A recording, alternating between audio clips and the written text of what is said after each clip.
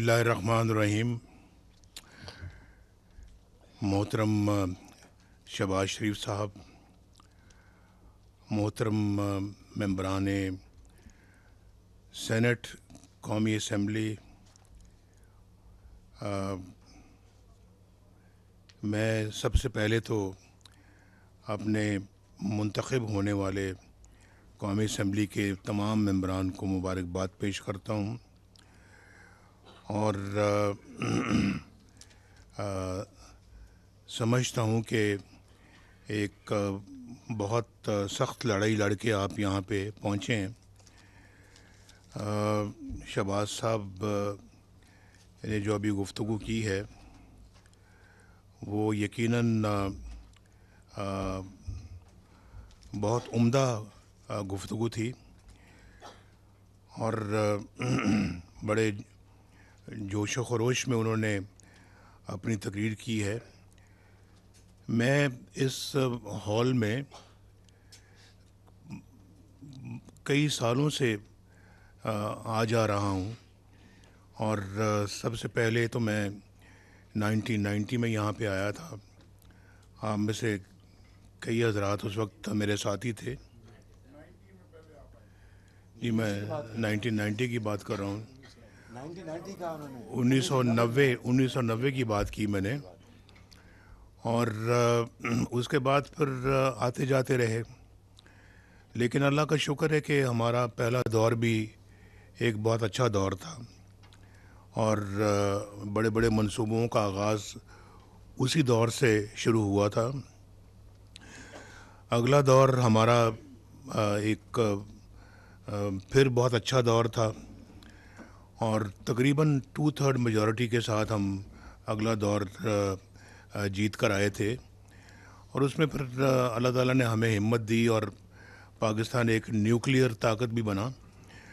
फिर तीसरा दौर आया तो वो भी माशाल्लाह बहुत अच्छा एक दौर रहा और आप जानते हैं कि तीसरा दौर हमारी एक लंबी जुदाई के बाद आया। हम 7 साल मुल्क से बाहर रहे और हमारी पार्टी के ऊपर जो जुल्म ढाया गया वो भी आप जानते हैं अच्छी तरह से, और जिस तरह से जेलें काटी, मुकदमे झेले, तो कामयाबी अल्लाह ताला ने दी। फिर हम सिंगल लार्जेस्ट पार्टी और सादा अक्सरियत से ज़्यादा हासिल करके हम खुद मुस्लिम लीग नून ने गवर्नमेंट कायम की और फिर उस दौर में जो एक मिसाली तरक्की जो हो रही थी मुल्क की, उसकी मिसाल शायद माजी में कम ही मिलती होगी और अगर मिलती भी होगी मिसाल तो फिर हमारे पिछले अदवार की मिसाल मिलती होगी जो उससे पहले गुजर चुके थे।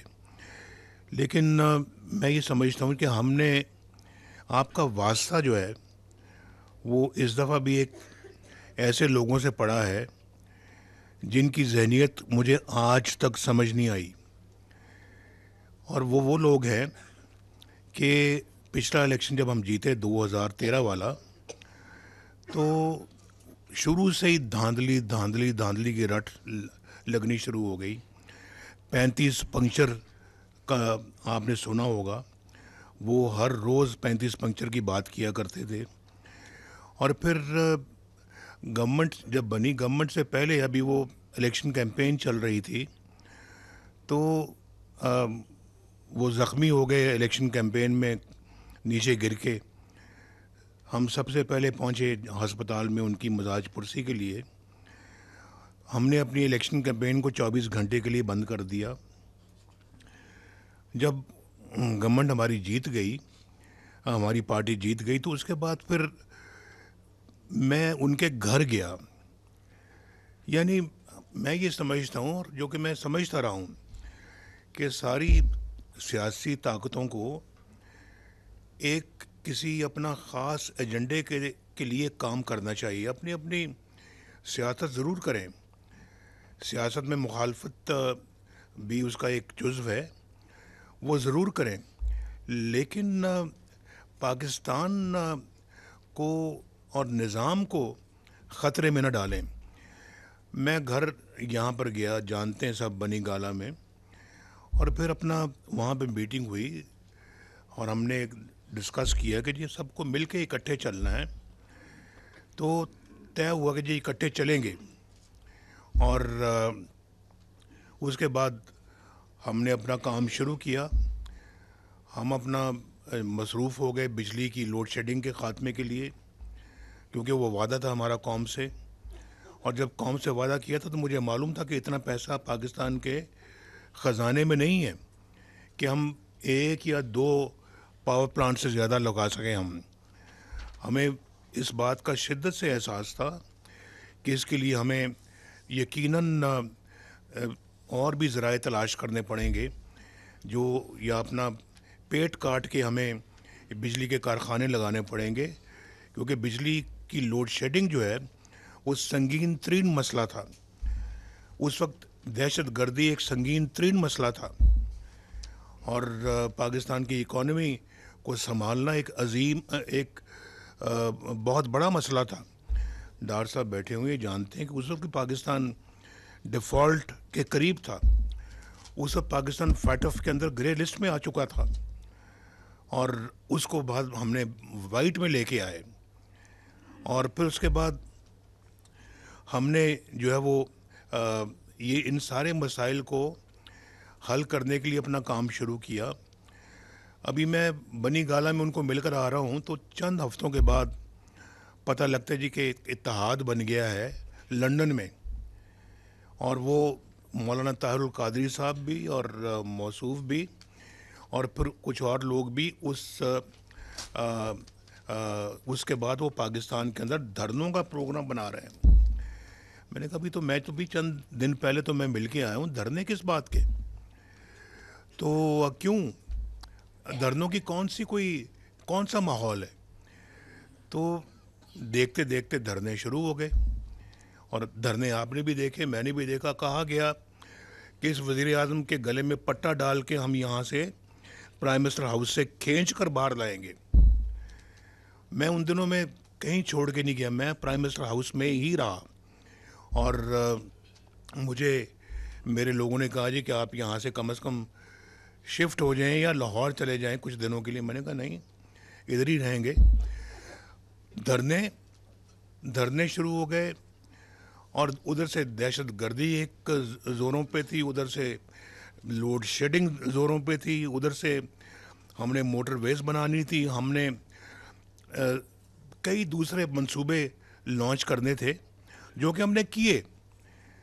हम उनके बावजूद धरने होते रहे, हम मोटरवेज बनाते रहे, धरने होते रहे, हम लोड शेडिंग का ख़ात्मा करते रहे, धरने होते रहे, हम बिजली के कारखाने लगाते रहे, और धरने होते रहे, और हम दहशत गर्दी का मुकाबला करते रहे। और आप देखें कि धरने 4 महीने, चाइनीज़ प्रेसिडेंट को जिक्र किया है, चाइनीज़ प्रेसिडेंट जो है उनकी विज़िट पोस्टपोन हुई, और ये पोस्टपोन विज़िट का होना एक हमारे चाइनीज़ दोस्त मुल्क के सदर का कोई छोटी बात नहीं थी, बड़ी अफसोसनाक बात थी। और फिर उसके बाद उन धरनों के बावजूद, उन एहतजाजों के बावजूद, वो गाली गलोच के बावजूद, माहौल ख़राब करने के बावजूद, हमने अल्लाह के फजल करम से सारी कमिटमेंट्स अपनी कौम से पूरी की, और हमने डिलीवर किया अल्लाह के फजल करम से। 2017 तक मेरे, जब सुप्रीम कोर्ट ने जब मुझे फ़ारिग किया, वो क्यों फ़ारिग किया, वो कौन जज थे, वो मुझसे ज़्यादा मेरा ख्याल ये पूरी कौम जानती है। वो क्या केसेस थे, बेटे से तनख्वाह ना लेने पे वज़ीर आज़म को डिस्क्वालीफाई किया जा रहा है। कभी मैंने सुना, ना कभी आपने सुना होगा कि किसी मुल्क में कभी ऐसा होता है। यहाँ हुआ, हमने देखा। और फिर आज क्या वो जज जो हैं वो किसी को मुंह दिखाने के लायक हैं आज? और उनमें से एक जज जो है वो, जो अगले चंद महीनों में जिसने चीफ जस्टिस बनना था पाकिस्तान का, वो रिज़ाइन करके घर चला जा रहा है। अब अंदाज़ा करें ये क्या है। ये वो जज थे जिन्होंने मेरे ख़िलाफ़ फ़ैसला दिया, साकिब निसार साहब ने मेरे ख़िलाफ़ फ़ैसला दिया। आज कहाँ हैं वो, बताएं? जिनके बेटे के बारे में आपने उन दिनों में ख़बरें सुनी कि वो टिकट के वो पैसे वसूल कर रहे हैं, और फिर उसके बाद बाकी जो दीगर जज जिन्होंने हमें सिसिलियन माफिया का, और जिन्होंने हमारे लिए बड़े अजीब व गरीब अल्फाज कहे कि जो कि किसी जज से तवक्को नहीं की जा सकती, ये अल्फाज उन्होंने कहे और लगता है जैसे गुस्से से निकाला मुझे। भाई क्या गुस्सा था, मैंने आपका क्या बिगाड़ा था भाई, क्या किया था मैंने। उसमें और भी प्लेयर्स थे, शहबाज साहब ने अभी जिक्र किया, और भी प्लेयर्स थे। तो मैं समझता हूँ कि उन्होंने पाकिस्तान के साथ जुल्म किया। जो ये दिन देख रहे हैं आज, जो आज ये कौम जो दिन देख रही है, ये सब उसी का नतीजा है। वरना 2017 में तो ऐसा लग रहा था कि 2018 में जो इलेक्शन होगा इंशाल्लाह मुस्लिम लीग नून फिर जीतेगी। हर बंदा जानता है ये, और कि फिर जीतेगी मुस्लिम लीग और ज़्यादा अक्सरियत से आएगी वापस। लेकिन ये नुकसान मुस्लिम लीग नून को नहीं पहुंचाया उन्होंने, नवाज शरीफ को नहीं पहुंचाया, मुल्क को तबाह बर्बाद किया। पता नहीं कौन सा बदला लिया मुल्क से। अभी आज मेरा ख्याल है कि आप अपना एक आग का समुंदर पार करके आप यहाँ पहुँचे हैं। ये पहले कभी ऐसा नहीं हुआ था। मैंने शुरू में कहा था कि मैं इस हॉल में कई मरतबा आया हूँ, लेकिन इलेक्शनों के बाद बड़ा एक अप बीट किस्म का यहाँ हमारा होता था जो मूड, लेकिन वो उसमें और आज में बहुत फ़र्क है। आज एक बहुत चौमुखी लड़ाई लड़के आप यहाँ पे पहुँचे हैं, और ये मैं ऐसे लोगों से हमारा वास्ता था। अगर आप जो है ना वो ये जो आप कुछ भी कर लें, आप यानी कि जब भी आप जीतेंगे उनका रवैया वैसा ही होगा जो आज देखने में आ रहा है। उनका 2013 में भी रवैया था कि जी ये पंक्चर लगे हैं अपना 35 पंक्चर। उनका 2013 में भी यही था जी कि ये धांधली हुई है, धांधली। और फिर पूछें आप अपना वो जो बहुत अच्छे नाम के चीफ जस्टिस थे, जस्टिस नासरुल मुल्क, जिन्होंने कहा जी कि सब ये कुछ कोई 35 पंक्चर वाली बात दुरुस्त नहीं है, यानी कि एक थप्पड़ मारा उनके मुंह के ऊपर, लेकिन उनको फिर भी इसका कोई एहसास नहीं हुआ। वो सारा 4 साल 5 साल वो हमारे ख़िलाफ़ और निज़ाम के ख़िलाफ़ साजिशें करते रहे, साजिशें। और कभी उधर से आ रहा है लॉन्ग मार्च, और वहाँ आके जी खड़ा हो गया जी, वहाँ पे अटक के पुल के ऊपर खड़े हैं जी। इधर दाखिल इस्लामाबाद में दाखिल होने के लिए वो और लोगों का इंतज़ार कर रहे हैं। भाई मुझे बताएं आप कि वो आप अपने सूबे से जो चीफ़ मिनिस्टर आपने मुंतखब करवाया था, हालांकि मौलाना साहब ने मुझे कहा था, फजल रहमान साहब ने, कि हम मिलके आपसे हुकूमत बनाते हैं। हमने कहा कि नहीं, इनके पास अगर अददी तादाद ज़्यादा है तो इन्हीं को बनाने दें। आ रहा है अपने लोगों को लेके इस्लामाबाद पे हल्ला बोलने के लिए, हमला करने के लिए। कभी ऐसा सुना है, कभी देखा है ऐसा कि एक चीफ मिनिस्टर एक प्राइम मिनिस्टर के ख़िलाफ़ जो ज़ुबान इस्तेमाल कर रहा है और फिर हमला करने की का मंसूबे बना रहे हैं? तो ये सारा कुछ क्या था ये? हमने तो भाई हर मौके पे आपको हमने दावत दी है। हमने आपको कहा कि भी आप टीम के साथ मिल के चलें। हम आपको ड्यू रिस्पेक्ट दे रहे हैं और देंगे, आइंदा भी देंगे। लेकिन ये सब कुछ उन्होंने करके दिखाया और पूरी कौम ने देखा है। तो आप चाहे जितना भी वज़ू करके पाक साफ़ होके आए हैं, उन्होंने वही इल्ज़ाम लगाना है जो वो आज लगा रहे हैं। उनके किसी भी इल्ज़ाम से ना डरना चाहिए, ना घबराना चाहिए। और आपने देखा कि अपने दौर में बद तहज़ीबी, बदतमीज़ी, बद कलामी और इस तरह के, ओ आईजी तुम्हें मैं जेल में डालूँगा, ओ फ़लाँ चीफ सेक्रेटरी मैं तुम्हें छोड़ूंगा नहीं। ये कुछ तरीका बात करने का? ये जो इन असेंबलियों में बैठने वाले क्या इस लहजे में बात करते हैं? इस मुल्क के वज़ीर आज़म तुम अगर बने हो तो इस लहजे में बात करते हो? कम से कम, और नहीं तो कौम को तो ये चीज़ें ना सिखाओ, ये कौम के बच्चों को तो ये चीज़ें ना सिखाओ, उनको तो बदतमीज़ी ना सिखाओ उनको। वो तो अभी पढ़ लिख के उन्होंने जवान होना है, अभी से वो ये कल्चर सीखेंगे तो वो किधर जाएंगे, उनका क्या मुस्तकबिल होगा। और फिर आपने अपने दौर में मुझे बताएं 3 साल 4 साल में किया क्या है, कौन सा मंसूबा लॉन्च किया हुआ आपने। अभी शहबाज साहब ने गनवाया कि हमने मोटरवेज बनाई, हमने अपना सड़कें बनाई, हमने सिर्फ पंजाब में नहीं, हमने अल्लाह के फजल से बलूचिस्तान में बनाई, हमने अल्लाह के फजल करम से KPK में बनाई, हमने सिंध में बनाई, हमने पंजाब में बनाई, हमने यहाँ पे बनाई गिलगित बल्तिस्तान में, आज़ाद कश्मीर में, कोई जगह छोड़ी नहीं हमने। लवारी टनल कहाँ है, KPK में है। और ये जो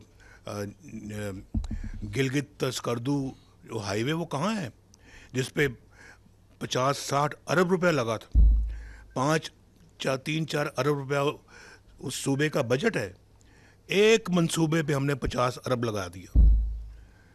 ये हमने, हमारी एक पूरे मुल्क की खिदमत की सोच थी जिसको हमने अमली जामा पहनाया। हमने तो नहीं सोचा कि जनाब फ़लाँ गवादर है तो गवादर को हमने भरपूर डेवलपमेंट की। और अगर मैं ये समझता हूँ कि अगर वो मोमेंटम जो हमने शुरू किया था 1990 की बात तो दूर की है, अगर वहाँ से काउंट करें और अनइंटरप्टेड अगर वो मोमेंटम जारी रहता, आप यकीन करें आज पाकिस्तान इस खित्ते की बहुत बड़ी ताकत होता।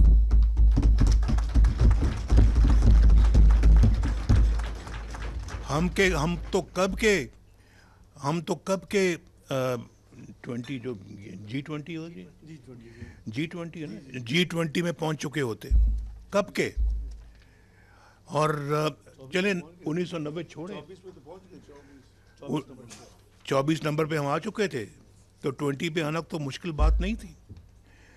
तो अगर छोड़ दें बाकी 1990 से में जो हमने जो किया, हमने बल्कि ये बुनियादें मोटरवेज़ की 1990 से रखी हुई हैं, और हर मोटरवे पे मुस्लिम लीग नून का मोहर लगी हुई है।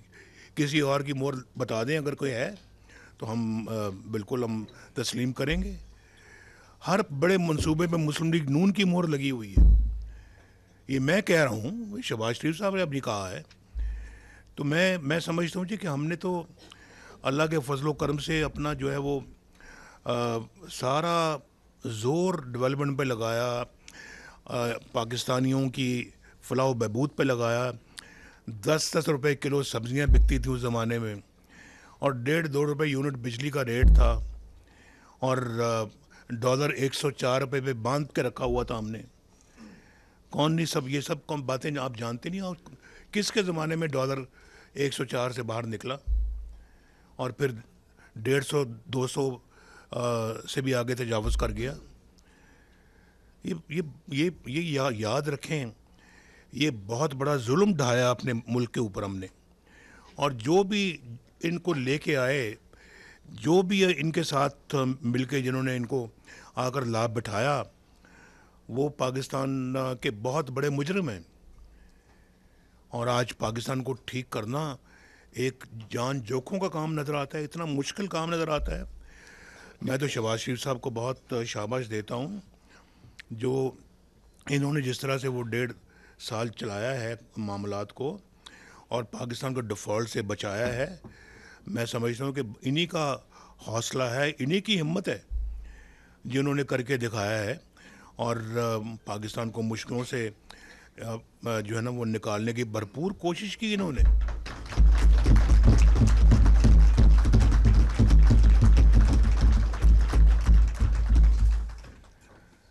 तो मैं समझता हूँ जी कि ये हमारा मुकाबला ऐसे लोगों के साथ है जो मैं समझता हूँ कि लॉजिक को नहीं समझते, ना मानते हैं। उनके नज़दीक लॉजिक कोई चीज़ नहीं है। तो हमें अपना जो है ना वो अब वक्त आ गया है, मुश्किल हालात हैं, बहुत मुश्किल हालात हैं, और पाकिस्तान के अवाम जो है वो सबसे बड़ा मसला उनका महंगाई का है। और मैं 1985 में मैं जब चीफ मिनिस्टर था, तो 1988 में फिर जब इलेक्शन हुआ तो पीपल्स पार्टी मुकाबले पे थी और हम मरकज़ हार गए। पंजाब में हम सबसे बड़ी पार्टी थी। हमने वहाँ गवर्नमेंट अल्लाह के फजल करम से बनाई। फिर अल्लाह ने मौका दिया, हमने मामलात को सही तरह से चलाया और 1990 में दिसंबर में अल्लाह ताला ने फिर दोबारा हमें पहला मौका दिया और मैं अल्हम्दुलिल्लाह पाकिस्तान का वज़ीर आज़म बना। तो वो कारकर्दगी जो हमने उस वक्त दिखाई थी, अल्लाह के फजल करम से उसका समर हमें मिला है। और मैं समझता हूँ कि आपके अगले पहले जो हैं 1.5-2 साल ज़रा मुझे महसूस होता है कि मुश्किल के होंगे।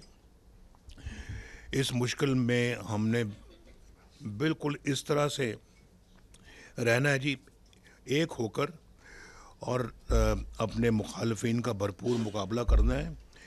और इंशाअल्लाह मुझे बहुत यकीन है कि पाकिस्तान अगले 1.5-2 साल में इन मुश्किलात से बाहर निकल जाएगा।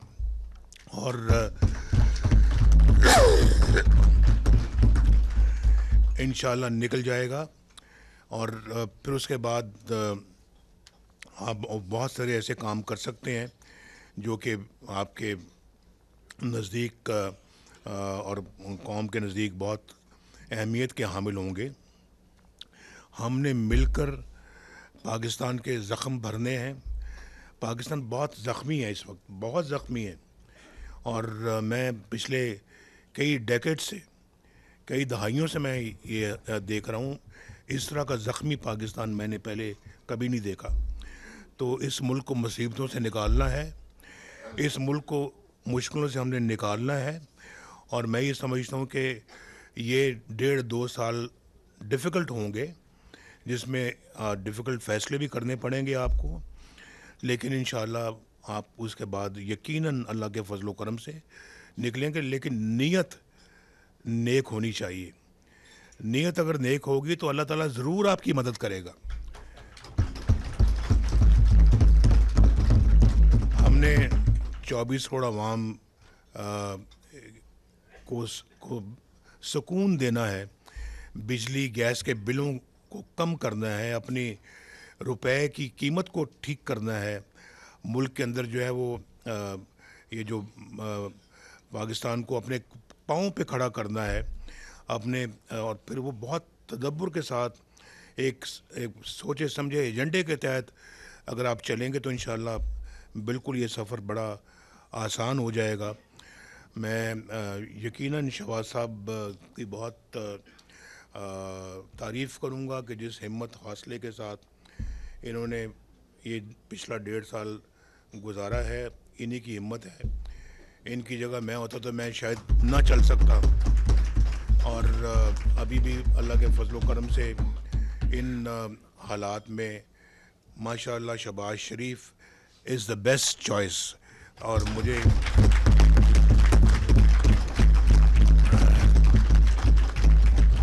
उनको बतौर वज़ीर आज़म का कैंडिडेट डिक्लेयर करूं।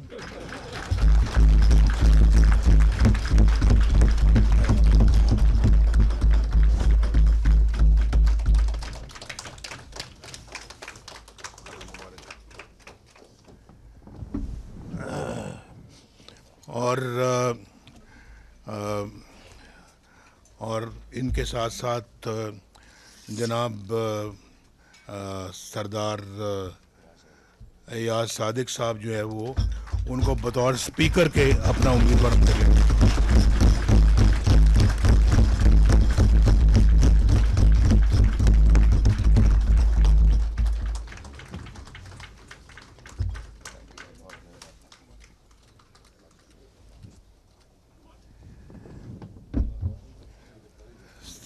सरदार एयाज सादिक साहब जो हैं उन्होंने बहुत अच्छे तरीके से अपनी स्पीकरशिप को चलाया है और हाउस के स्पीकर रहे हैं। बहुत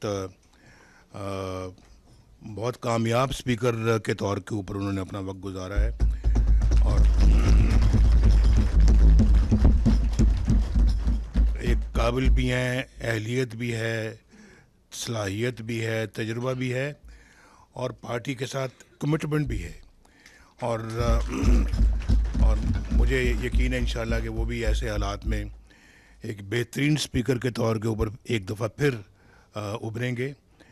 और मैं आप सब के लिए भी बहुत दुआगो हूँ कि अल्लाह ताला आपको और हम सब को मिलकर इस मुल्क की खिदमत करने की तौफ़ीक अता फ़रमाए। और यहाँ मैं ख़ास तौर पे अपने ख़वातीन को जो दोबारा माशाल्लाह अच्छी खासी तादाद में मुंतखब हुई हैं, उनको भी मुबारकबाद देता हूँ।